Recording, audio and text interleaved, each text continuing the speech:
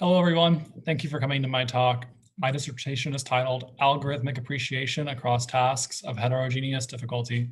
My name is Eric Boger. I'm at the University of Georgia. My dissertation co-chairs are Dr. Rick Watson and Dr. Aaron Schechter.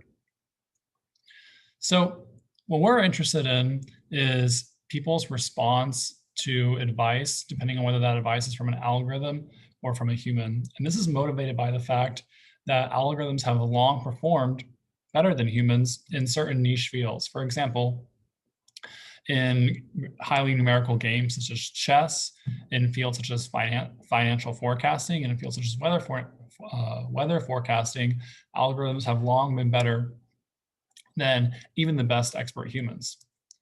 However, algorithms are increasingly able to perform new types of tasks very well. For example, they've been shown to predict what types of jokes people like, who people might get along with romantically, and what kind of music you might enjoy on apps like Spotify.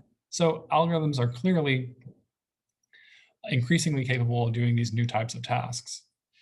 So what we're interested in is looking at 3 different types of tasks based on the McGrath circumplex model to see how people respond differently to this type of advice.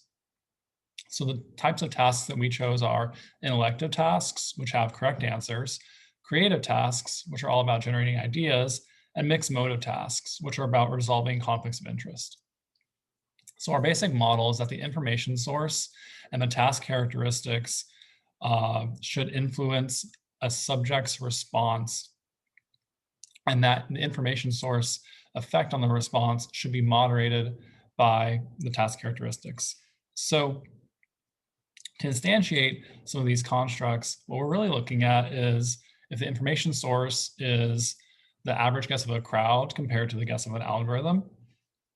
And the task characteristics that we're interested in is the difficulty of the task and the type of task based on McGrath's circumplex model.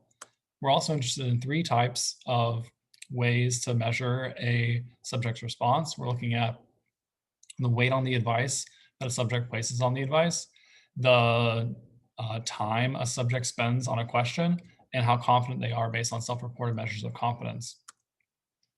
So in this dissertation, we are conducting 3 pre-registered experiments.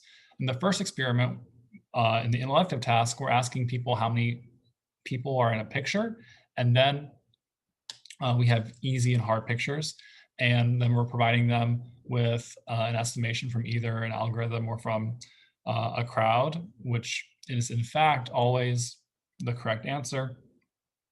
And the only difference is the label, whether the advice is labeled as being algorithmic or crowd. And this is similar in the creative and mixed motive task, where the only difference is the label. In the creative task, we're asking people to caption an image. And that image is either a landscape in the easy images or a political cartoon in the hard images. And in the mixed motive task, we're asking people to assess how much bail someone who is an alleged criminal should get. So we're, in the interest of time, only going to discuss the results from the intellective task, but the results are very exciting.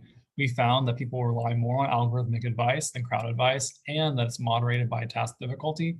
We found that people are more confident in algorithmic advice than crowd advice, which is also moderated by task difficulty. We found that people do not spend different amounts of time based on the advice source. And we found that these findings are incredibly robust. In a follow-up experiment, we introduced low quality advice. So how do people respond when the advice is not always accurate? And we found that, again, people prefer algorithmic advice, and especially in hard tasks. We introduced another experiment in which we have both within and between advice sources. So some people receive within advice sources as opposed to only between advice sources. And again, our results were robust and people relied more on algorithmic advice in difficult situations. And lastly, we're accounting for factors such as how numerate someone is. So we think these results are incredibly robust to different alternative explanations of why people might respond differently to algorithms, and hope you enjoyed the presentation. Have a good day. Bye.